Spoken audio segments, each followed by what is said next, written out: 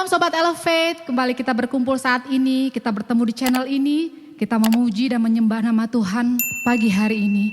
Kita mau bersatu hati, kita mau berdoa. Bapa kami yang baik, kami bersyukur Tuhan buat saat ini. Kembali kami saat ini Tuhan mau memuji-Mu, menyembah-Mu, mau mendengarkan firman-Mu. Mari kami mau menyiapkan hati kami Tuhan, karena kami mau memberikan yang terbaik buat kemuliaan nama-Mu. Di dalam nama Tuhan Yesus kami berdoa dan kami bersyukur. Haleluya. Amin. Kita memuji dan menyembah nama Tuhan. Tiada terukur kasih-Mu bagi kami Bapa. Haleluya.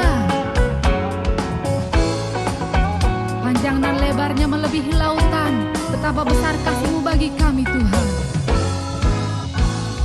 Tiada terukur besar kasih setia-Mu Tuhan.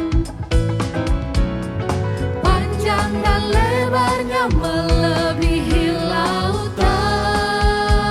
Jauh tinggi mengatasi langit. Jauh tinggi mengatasi langit. Dalamnya tak dapat ku selami. Kasih setia-Mu besar selamanya. Kasih setia-Mu besar selamanya. Katakan tiada terukur.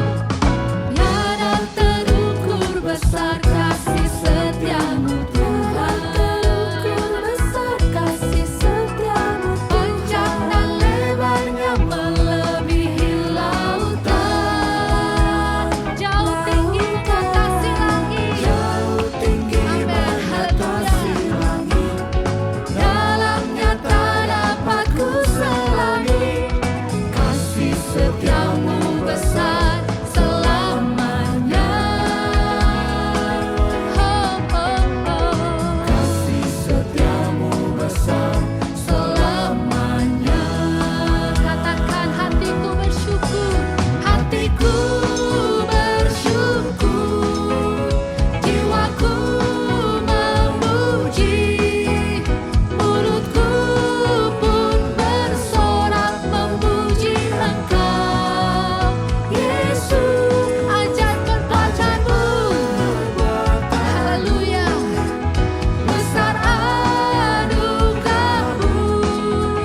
Takkan berhenti ku memuji nama-Mu. Katakan tiada terukur. Tiada terukur besar kasih setia-Mu Tuhan. Panjang dan lebarnya melebihi lautan. Haleluya. Jauh tinggi mengatasi langit. Dalamnya tak dapat ku selami. Kasih setia-Mu besar selamanya. Kasih setia-Mu Tuhan. Kasih setia-Mu besar selamanya. Katakan hatiku bersyukur. Hatiku bersyukur. Jiwaku memuji. Mulutku pun bersorak memuji Engkau. Yesus, ajaib perbuatan-Mu. Besar anugerah-Mu. Takkan berhenti ku memuji nama-Mu. Haleluya. Tiada terukur besar kasih setia-Mu Tuhan. Besar kasih setia-Mu. Panjang dan lebarnya melebihi lautan. Jauh tinggi mengatasi langit. Dalamnya tak dapat ku selami. Kasih setia-Mu besar selamanya. Kasih-Mu Tuhan. Kasih setia-Mu besar selamanya. Haleluya. Kita mau bertepuk tangan bersama-sama di hadapan Tuhan. Haleluya. Kasih setia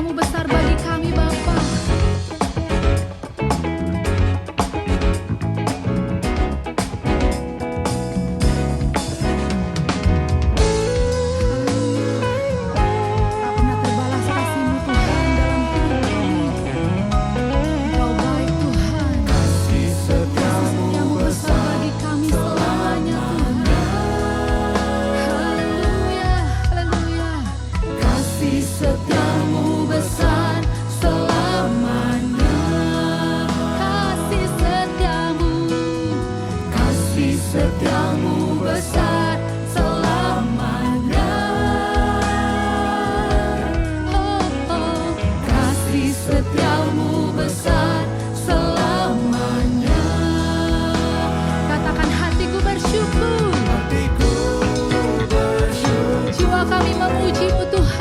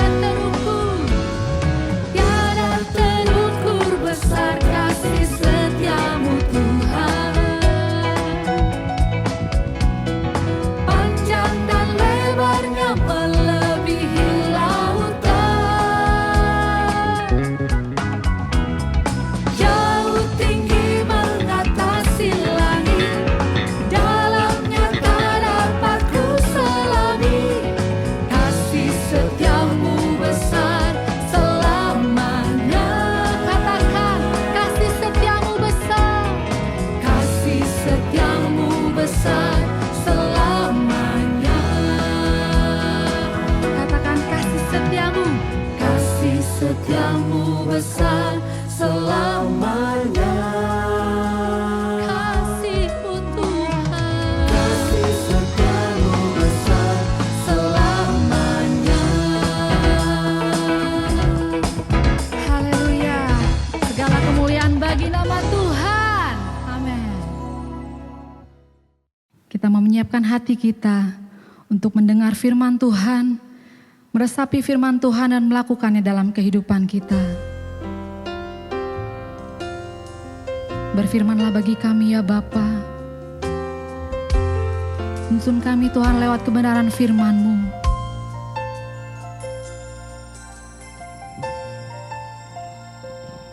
Ya Tuhanku, aku hendak bernyanyi bagi-Mu selama ku hidup. Ya Allahku, aku hendak bermazmur bagi-Mu selagi ku ada.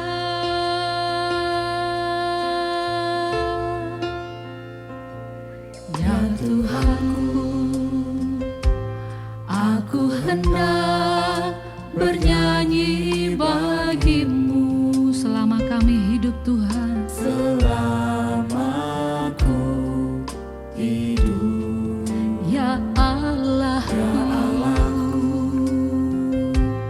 aku hendak bermazmur bagi-Mu selagi ku ada. Inilah yang kami renungkan, inilah yang ku renungkan setiap waktu. Nyanyian pujian dan pengagungan hanya kami naikkan kepadamu Tuhan. Biarlah Engkau mendengar manis Tuhan di hadapan-Mu Tuhan. Haleluya. Tuhan, manis Kau dengar, Tuhan, dan hatiku bersuka karena-Mu. Haleluya.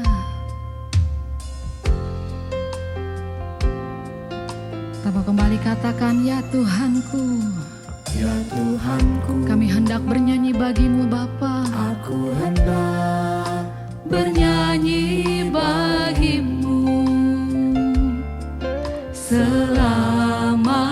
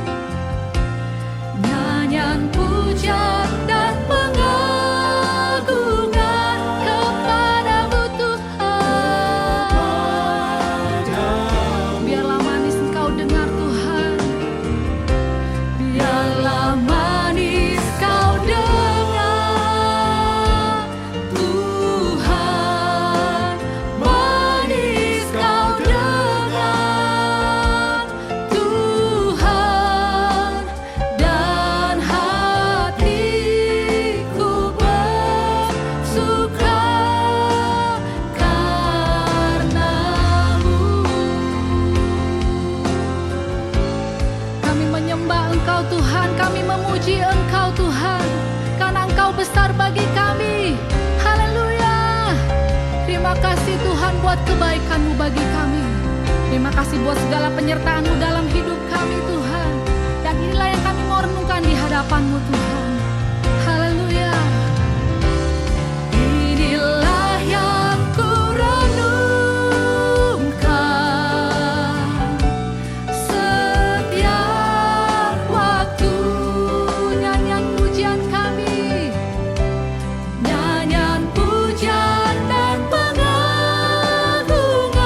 kepadamu Tuhan. Biarlah manis Engkau dengar Tuhan. Haleluya.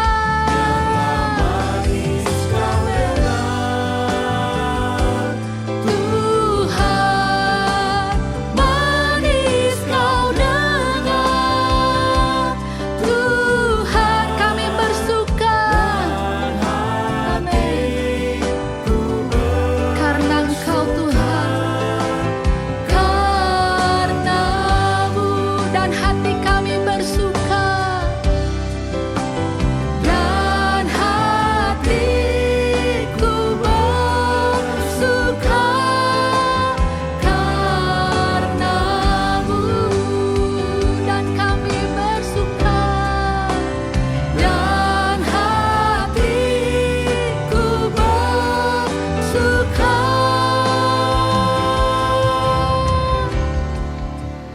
karena-Mu.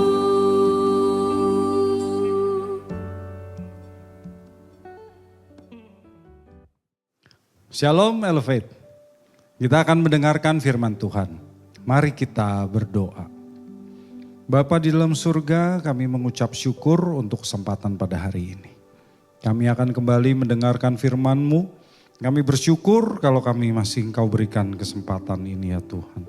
Karena kami membutuhkan firman-Mu untuk bisa berjalan dalam hidup ini, hidup sesuai dengan kehendak-Mu. Urapi hamba-Mu untuk menyampaikan kebenaran-Mu, dan biarlah Roh Kudus Engkau terangi hati kami, akal budi kami, agar kami dapat mengerti kehendak-Mu dan melakukannya. Berkati pemberitaan firman Tuhan ini dan kami naikkan doa ini di dalam nama Tuhan Yesus Kristus. Haleluya. Amin. Saudara-saudariku, sahabat Elevate yang dikasihi Tuhan. Di tahun 2024 ini sekarang kita akan melanjutkan pembahasan sebelumnya mengenai pernyataan Tuhan Yesus, yaitu I am. Ini merupakan pernyataan mengapa Tuhan Yesus datang ke dunia ini dan siapa sesungguhnya dirinya. Karena dalam perlombaan iman kita harus berlomba terus dengan mata yang tertuju kepada Yesus. Kita harus terus memandang Dia dan lebih mengenal siapa Dia. Barulah kita dapat dipimpinnya dalam iman dan Dia dapat membawa iman kita itu kepada kesempurnaan. Setelah kita melihat 3 pernyataan I am sebelumnya, yaitu akulah roti kehidupan, akulah terang dunia, dan akulah pintu. Hari ini kita akan mempelajari I am yang keempat, yaitu akulah gembala yang baik. Tuhan Yesuslah gembala yang baik. Mari kita lihat Yohanes 10 ayat 11 sampai 18. Yohanes 10 ayat 11 sampai 18. Akulah gembala yang baik. Gembala yang baik memberikan nyawanya bagi domba-dombanya. Seorang upahan yang bukan gembala dan yang bukan pemilik domba-domba itu sendiri, ketika melihat serigala datang, meninggalkan domba-domba itu lalu lari. Sehingga serigala itu merebut dan mencerai-beraikan domba-domba itu. Ia lari karena ia seorang upahan dan tidak memperhatikan domba-domba itu. Akulah gembala yang baik dan aku mengenal domba-dombaku dan domba-dombaku mengenal aku. Sama seperti Bapa mengenal aku dan aku mengenal Bapa dan aku memberikan nyawaku bagi domba-dombaku. Aku juga mempunyai domba-domba lain yang bukan dari kandang ini. Domba-domba itu harus kutuntun juga dan mereka akan mendengarkan suaraku dan akan ada satu kawanan dengan satu gembala. Bapa mengasihi aku oleh karena aku memberikan nyawaku agar aku mengambilnya kembali. Tidak seorang pun mengambilnya dari aku, melainkan aku memberikannya menurut kehendakku sendiri. Aku berkuasa memberikannya dan berkuasa mengambilnya kembali. Inilah perintah yang kuterima dari Bapakku. Saudara-saudariku, sahabat Elevate yang terkasih dalam Tuhan Yesus Kristus. Domba dan gembala adalah bagian yang umum dari kehidupan orang Yahudi di zaman itu. Orang-orang yang mendengarkan Tuhan Yesus mengerti sekali apa yang dikatakan olehnya. Mungkin tidak seperti kita yang tinggal di abad 21 ini dan tidak mengenal orang yang berprofesi sebagai gembala domba. Saya sih nggak punya teman yang berprofesi sungguh-sungguh sebagai gembala domba. Nah, kalau kita mendengar pernyataan akulah gembala yang baik ini, mungkin saudara terbayang lukisan Tuhan Yesus yang dengan lembut menggendong seekor domba di tengah kawanan domba yang lain. Nah, anak domba itu bagaikan hewan peliharaan seperti anjing yang kita elus-elus, kita sayang-sayang. Pernahkah saudara melihat lukisan seperti itu? Kesannya sentimental. Bahwa kita bisa membayangkan diri kita sebagai anak domba yang digendong oleh Tuhan Yesus itu. Disayang-sayang, dielus-elus, dikasih minum, disuapin. Tapi sebetulnya itu gambaran yang tidak tepat mengenai gembala di Timur Tengah. Di Timur Tengah menjadi gembala itu bukan pekerjaan yang mudah, saudaraku. Seorang gembala adalah orang yang harus mengawasi kawanan domba saat domba-domba itu sedang makan. Dan menjaga domba-dombanya dari hewan-hewan buas dan berbahaya, pemangsa seperti serigala dan beruang. Mereka gak punya senjata api di zaman itu. Maka seorang gembala harus berani melawan hewan-hewan buas itu dengan senjata yang sederhana. Yaitu pentung, gada, ya, atau batu. Lemparin batu untuk menghalau binatang-binatang buas itu. Ini pekerjaan yang berat, berbahaya, dan tentu melelahkan, saudara. Di Perjanjian Lama, Allah beberapa kali menggunakan gembala sebagai pemimpin umat Israel. Kita tahu Ishak, Yakub, dan anak-anaknya seperti Yusuf itu gembala. Musa juga gembala, setelah lari ke Midian dia jadi gembala. Daud dan saudara-saudaranya juga gembala. Jadi gambaran mengenai gembala itu sangat dipahami oleh orang-orang Yahudi. Dan karenanya Allah pun digambarkan sebagai gembala umat Israel. Misalnya dalam Mazmur yang sangat terkenal yaitu Mazmur 23. Daud menggambarkan Yahweh Allah Israel sebagai gembalanya sendiri. Mari kita baca Mazmur 23 ayat 1 sampai 4. Mazmur Daud. Tuhanlah gembalaku. Tuhannya huruf besar artinya Yahweh. Ia membaringkan aku di padang yang berumput hijau. Ia membimbing aku ke air yang tenang. Ia menyegarkan jiwaku. Ia menuntun aku di jalan yang benar demi namanya. Sekalipun aku berjalan dalam lembah kekelaman, aku tidak takut bahaya. Sebab engkau besertaku. Gadamu dan tongkatmu itulah yang meneguhkan aku. Saudara-saudariku, sahabat Elevate yang dikasihi Tuhan. Ini adalah gambaran yang sangat indah tentang bagaimana kasih Tuhan kepada kita. Dia menyediakan apa yang kita perlukan, melindungi kita dari bahaya agar kita dapat hidup baginya dalam damai yang diberikan olehnya. Para nabi juga menuliskan tentang pernyataan Tuhan sendiri bahwa dialah gembala umatnya. Sebagai contoh saya akan ambil dari Yeskiel 34 ayat 13 sampai 15. Tapi pada saat ini saya akan bacakan hanya ayat ke-15 saja. Yehezkiel 34 ayat 15. Aku sendiri akan menggembalakan domba-dombaku dan aku akan membiarkan mereka berbaring. Demikianlah firman Tuhan Allah. Tuhan Allah di sini Allahnya huruf besar, jadi dibaca Adonai Elohim kalau dalam bahasa Ibrani. Jadi Adonai Elohim menyatakan bahwa dia sendirilah yang menjadi gembala yang baik bagi Israel. Tidak ada yang lain. Jadi jika di Yohanes 10 ayat 11 Yesus berkata, akulah gembala yang baik, maka tidak bisa tidak. Dia mengidentifikasikan dirinya sebagai Adonai Elohim. Karena tidak ada gembala yang lain bagi umat Israel. Hanya Tuhan Allah Adonai Elohim. Orang-orang Yahudi mengerti hal ini. Dan karenanya mereka menanggapi pernyataan Yesus ini di ayat 20. Yohanes 10 ayat 20. Ia kerasukan setan dan gila, mengapa kamu mendengarkan dia? Maka saudaraku, saya kasih tahu, jika saudara tidak percaya pada pernyataan Yesus bahwa dia adalah Adonai Elohim, Allah Israel, Yahweh yang menyatakan dirinya sebagai satu-satunya gembala Israel, saudara sebetulnya sama dengan orang-orang Yahudi yang menuduh Yesus kerasukan setan dan gila. Jadi bertobatlah.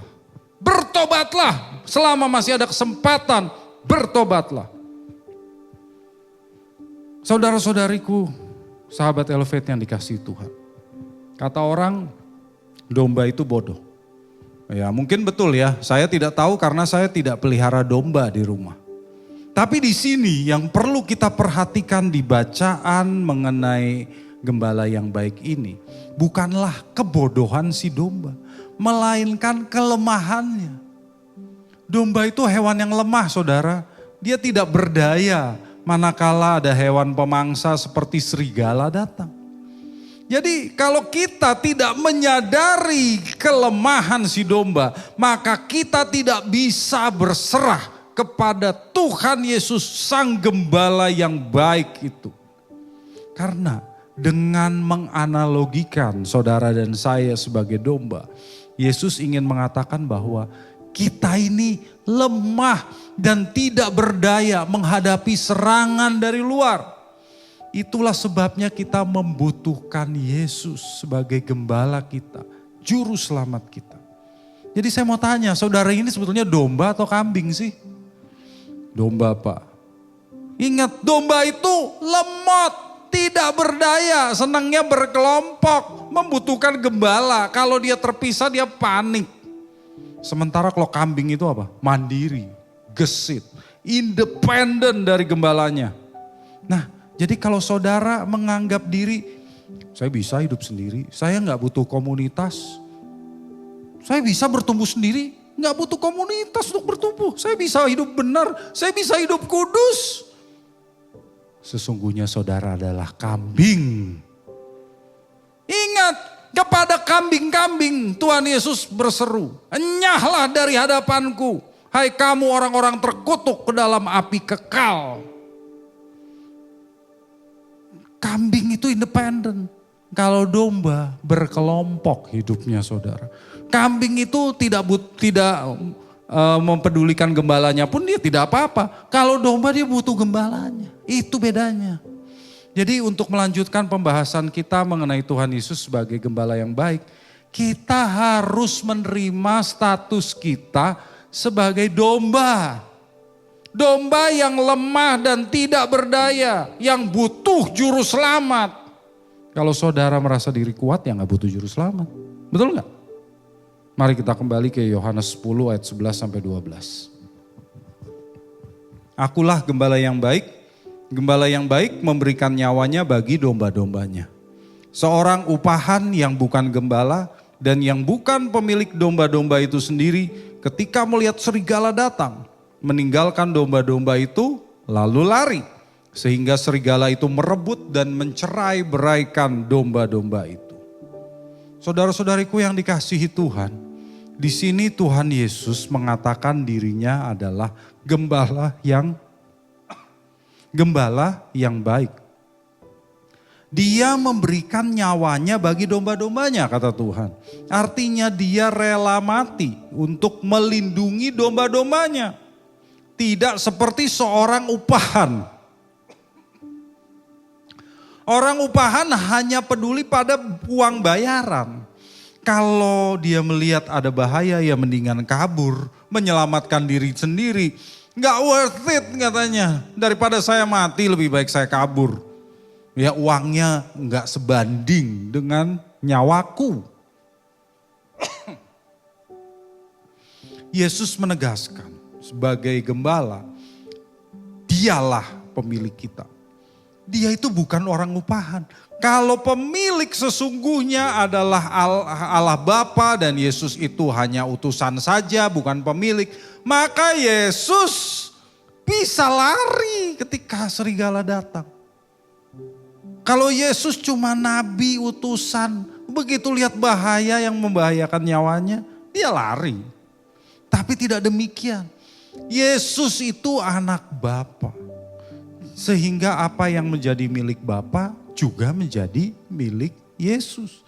Alam semesta ini milik Yesus. Apalagi kita yang sangat kecil, debu di dalam debu ini. Maka Yesus berkata, ketika serigala datang, aku tidak akan lari. Aku akan berdiri di depan serigala itu dan melawannya. Aku tidak rela seekor domba pun dibawa lari oleh serigala. Aku akan melawan, aku akan robek mulut serigala itu. Aku akan hancurkan taringnya, aku akan membuatnya tidak berdaya lagi. Sekalipun itu berarti aku harus mati, aku rela mati bagi domba-dombaku.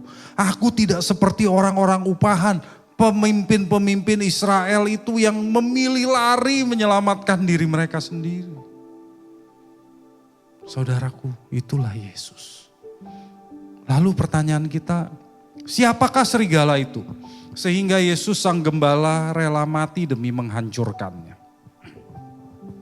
Serigala itu bukan kesulitan dan kesusahan hidup dalam berbagai bentuknya seperti sakit penyakit, kemiskinan, penderitaan, penganiayaan dan sebagainya. Bukan. Serigala adalah musuh yang tidak bisa kita kalahkan sendiri tanpa Yesus. Serigala itu adalah iblis, dosa dan maut.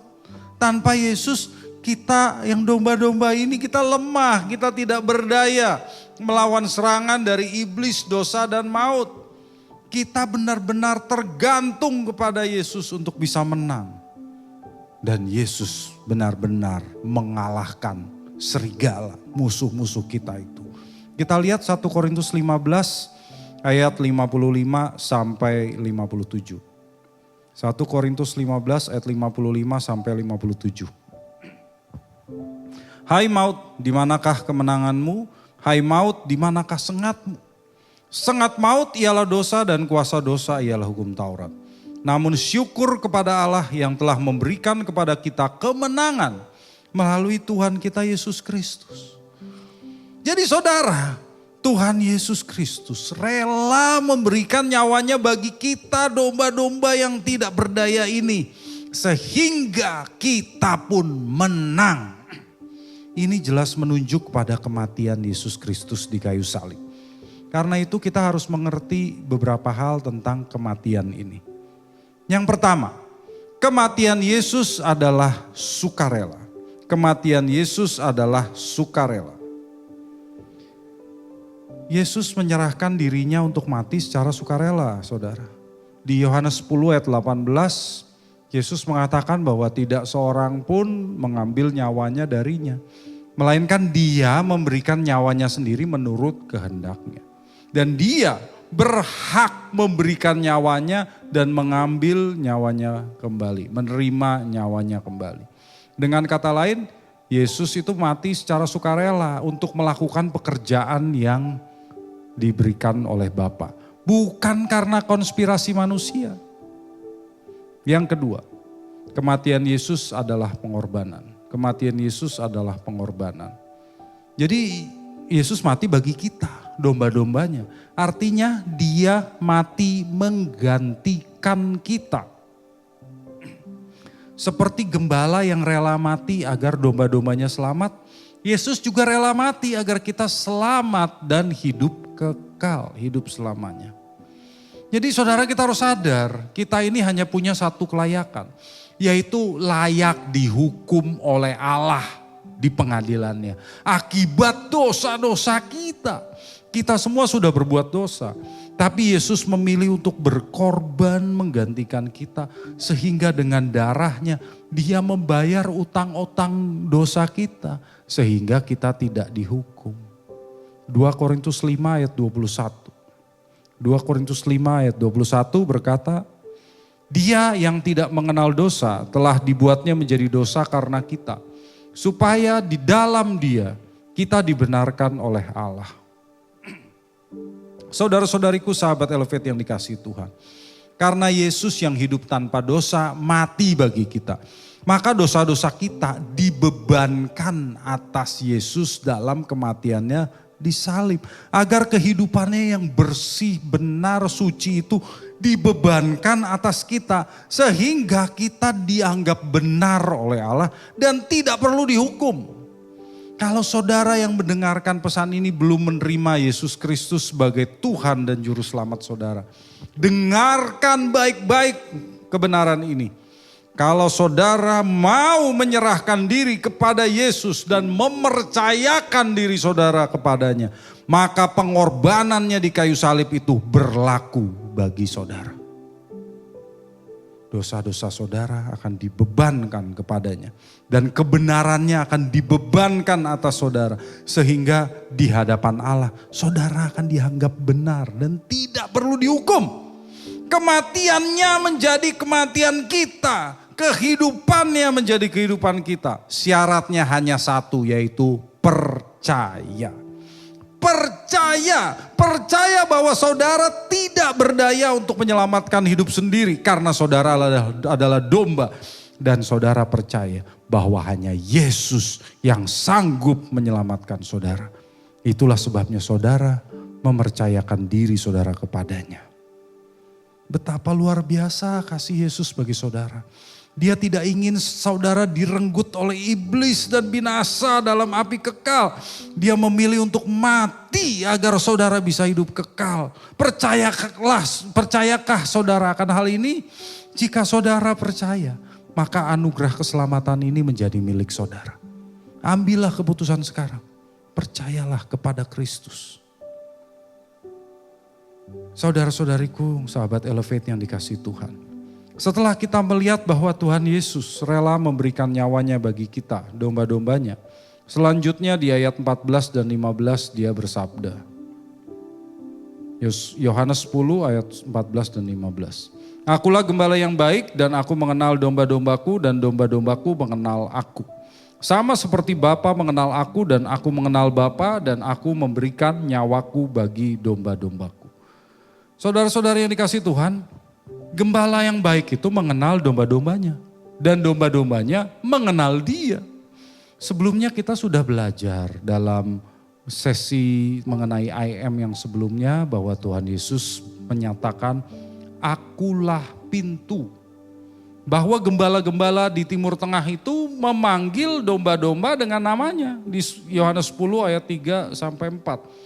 Dan domba-dombanya mengikuti sang gembala karena mengenali suaranya.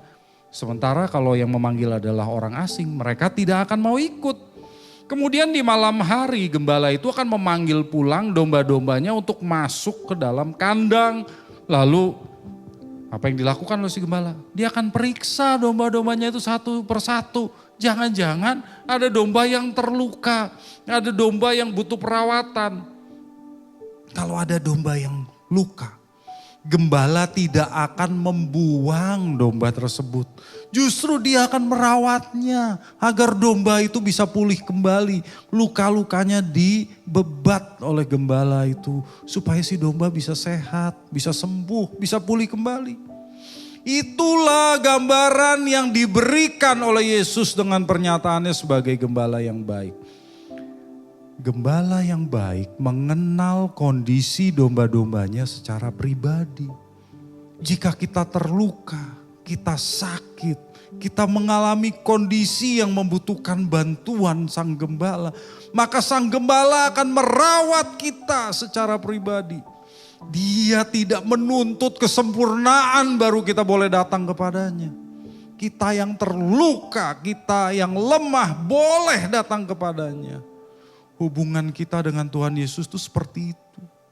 Dia bukan Tuhan yang membiarkan kita menghadapi pergumulan hidup sendirian.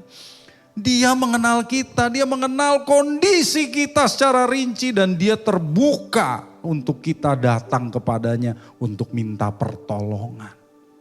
Yang terpenting adalah apakah kita mau mendengar suaranya, menuruti suaranya ketika dia memanggil kita dengan nama kita. Apakah kita mau berelasi dengan dia? Jadi di tahun 2024 ini saudaraku, apakah kita mau datang secara pribadi kepada Sang Gembala Agung kita, Tuhan Yesus, dan menyampaikan kepadanya semua pergumulan kita? Ayo sediakan diri kita untuk diperiksa olehnya. Dia akan memberitahu kita apa yang harus kita perbaiki. Dia akan memberitahu kita dosa-dosa kita yang tersembunyi. Semuanya akan disingkapkan olehnya. Agar kita bertobat dan tidak melakukannya lagi. Kalau kita punya rencana, bawalah rencana kita kepadanya. Tanyakan kehendaknya. Sungguh indah kalau kita mau berjalan bersama dengan Tuhan Yesus. Jangan bayangkan Yesus sebagai gembala yang kejam. Ingat. Setiap kali kita butuh perawatan, dia sendiri yang akan merawat kita. Bukan malah kita dibuangnya di pinggir jalan. Jadi kalau kita benar-benar membuka diri kita untuk makin mengenal Yesus, maka dia pasti akan mengakui juga di depan Bapa bahwa dia mengenal kita. Itulah yang terpenting di hari penghakiman. Karena kita tahu di hari penghakiman ada orang-orang yang kelihatannya dipakai Tuhan, bisa membawa pesan Tuhan yang luar biasa, bisa membuat mukjizat, bisa mengusir setan. Tetapi Yesus kepada mereka mengatakan, aku tidak pernah mengenal engkau. Enyahlah dari hadapanku, hai kamu semua yang melakukan kejahatan. Usaha kita untuk makin mengenal Tuhan itu harus kita lakukan di sepanjang hidup kita, saudara. Kita gak boleh santai-santai seperti kalau kita mau mengenal Tuhan. Tidak boleh santai-santai. Ingat apa kata Paulus dalam Filipi 3 ayat 13-14. Filipi 3 ayat 13-14. Saudara-saudara, aku sendiri tidak menganggap bahwa aku telah menangkapnya. Tetapi inilah yang kulakukan. Aku melupakan apa yang telah di belakangku dan mengarahkan diri kepada apa yang di hadapanku. Dan berlari-lari kepada tujuan untuk memperoleh hadiah. Yaitu panggilan surgawi dari Allah dalam Kristus Yesus. Saudaraku, kita harus berlari.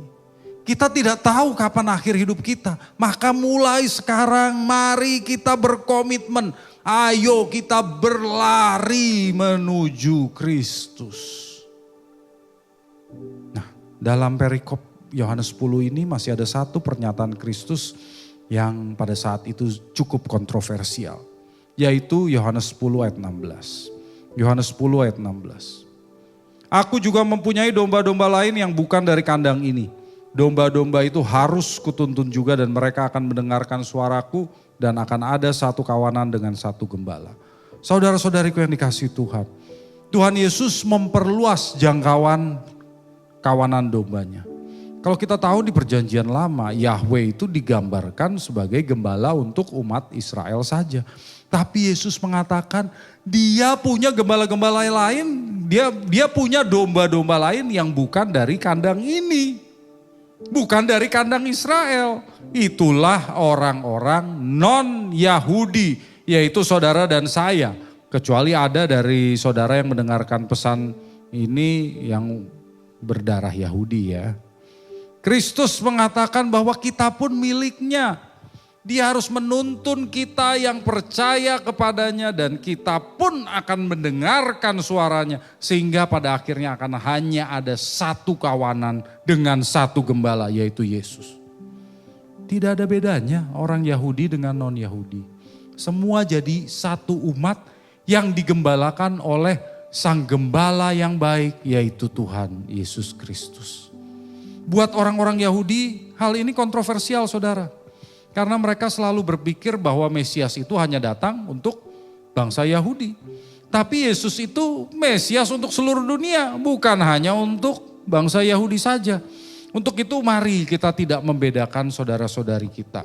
Sekalipun mereka beda warna kulit, ada yang kuning, merah, putih, hitam, hijau, biru, gak masalah. Beda bahasa, ada yang bisanya hanya bahasa Inggris, bahasa Mandarin, bahasa Sunda, bahkan bahasa Ibrani, bahasa Yunani, bahasa Yusiti, bahasa Yujum, gak masalah. Kita semua satu dalam Kristus. Satu kawanan dengan satu gembala. Satu hal lagi yang saya harus ingatkan kepada saudara. Seorang Kristen itu tidak direncanakan oleh Allah untuk hidup sendirian dalam isoman. Apa tuh isoman? Udah lama ya kita tidak mendengar isoman. Isolasi mandiri. Kita ini kan domba. Kita sebagai domba harus hidup dalam persekutuan dengan sesama orang percaya. Domba itu bukan hewan independen. Domba harus hidup berkelompok dengan domba lainnya. Kalau terpisah dari kawanannya maka domba akan panik. Dan domba yang terpisah dan panik itu akan mudah diterkam oleh serigala. Dan ditangkap olehnya menjadi mangsanya. Maka sahabat Elevate, mari kita hidup dalam komunitas orang percaya yang harmonis. Kami akan mengadakan fellowship dan gathering sahabat Elevate pada hari Sabtu 20 Januari 2024 pukul 15 atau pukul 3 sore di The City Tower lantai 3 Jalan MH Tamrin nomor 81 Jakarta Pusat. Daftarkan diri saudara ke nomor yang ada di bawah ini. Paling lambat tanggal 17 Januari. Ayo kita akan fellowship bersama dan kita akan saling berkenalan. Jadi buat saudara yang ada di Jakarta dan sekitarnya, mari bertemu pada tanggal ini. Supaya kita sama-sama merasakan kehangatan dalam komunitas yang mengasihi Tuhan. Tuhan Yesus memberkati. Amin. Mari kita akhiri ibadah ini dengan doa. Bapa di dalam surga, kami mengucap syukur kepadamu atas kebenaran ini. Kalau Engkau mengutus putramu Tuhan kami Yesus Kristus sebagai gembala yang baik dan satu-satunya jalan kami untuk boleh beroleh keselamatan. Kami yakin Tuhan bahwa hanya Dialah yang sanggup menyelamatkan kami. Karena kami hanya domba-domba yang tidak berdaya dan lemah. Kami tidak bisa menyelamatkan diri kami sendiri. Kami butuh gembala yang baik itu. Butuh juru selamat Tuhan Yesus Kristus. Ampuni kami ya Tuhan. Kalau selama ini kami masih tinggi hati dan sombong. Merasa diri kami mampu melakukan apapun sendiri. Bahkan kami tidak membutuhkan komunitas untuk bertumbuh. Ampuni kami ya Bapa. Dengan firman ini kami menyadari kesalahan kami. Kami ingin untuk bertumbuh bersama dalam komunitas. Kami ingin sungguh-sungguh menyadari ketergantungan kami kepada Tuhan Yesus. Ampuni kami ya Tuhan. Biarlah dalam hidup ini kami tidak lagi sombong. Tapi kami mau rendah hati. Dan kami menyadari bahwa kami membutuhkan anugerah-Mu. Bahwa kami membutuhkan keselamatan yang dibawa oleh putramu Tuhan Yesus Kristus. Terima kasih atas kebenaran ini ya Tuhan. Bapa, biarlah Engkau sertai sahabat Elevate yang mengikuti ibadah ini. Kalau mereka mempunyai berbagai masalah, biarlah mereka boleh ingat bahwa Tuhan Yesus akan merawat mereka. Tuhan Yesus akan menangani mereka secara pribadi. Karena Tuhan Yesus mengasihi kami sebagai domba-domba. Terima kasih ya Tuhan untuk kebenaran yang indah ini. Sekarang kami akan mengakhiri ibadah ini. Biarlah Engkau ulurkan tangan-Mu yang kudus ya Bapa, dan berkatilah kami. Saudara-saudariku, sahabat Elevate yang dikasihi Tuhan, arahkanlah hatimu kepada Tuhan dan terimalah berkat dari Allah Tritunggal. Biarlah cinta kasih yang sempurna dari Allah Bapa di surga, rahmat berkat anugerah dari Gembala Agung kita yang baik, Tuhan Yesus Kristus, dalam persekutuan yang manis dengan Roh Kudus, terus beserta dengan saudara mulai hari ini sampai selama-lamanya. Mari sama-sama yang diberkati katakan amin. Saudaraku, demikianlah ibadah kita. Jangan lupa tanggal 20 Januari kita bersama-sama berkumpul dalam fellowship dan gathering. Subscribe channel ini dan kita berjumpa kembali dalam kesempatan mendatang. Tuhan memberkati. Kami mengundang sahabat Elevate untuk menghadiri New Year Fellowship and Gathering pada Sabtu, 20 Januari 2024 pukul 15 di The City Tower lantai 3, Jalan MH Tamrin, Jakarta Pusat. Untuk penyediaan konsumsi, harap daftarkan diri saudara melalui WhatsApp ke 0815 1033 7722, paling lambat tanggal 17 Januari 2024. Mari daftar sekarang karena tempat terbatas. Ikutilah pendalaman Alkitab Elevate Bible Study dengan tema Adat Istiadat Yahudi dari Matius 15 ayat 1-20 bersama Pastor Mark P. Eliasaputra pada Kamis, 18 Januari 2024 pukul 19.30 waktu Indonesia Barat. Online di Zoom dengan meeting ID 735 8295 8595 dan passcode LF8. Terbuka untuk umum.